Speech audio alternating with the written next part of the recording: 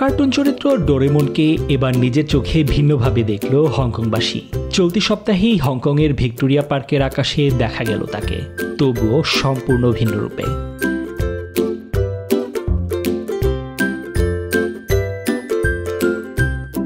হাজার হাজার ড্রোন উড়িয়ে দেয়া হয়েছিল ডোরেমনের আকৃতি। এটি জাপানিজ মাঙ্গা সিরিজের প্রথম ড্রোন শো, এমনটাই বলেছেন আয়োজকরা।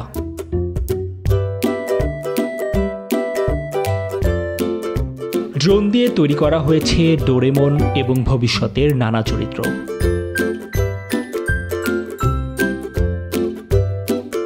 ভিন্নধর্মী এই শো আনন্দের সাথেই উপভোগ করলেন হাজার হাজার দর্শক।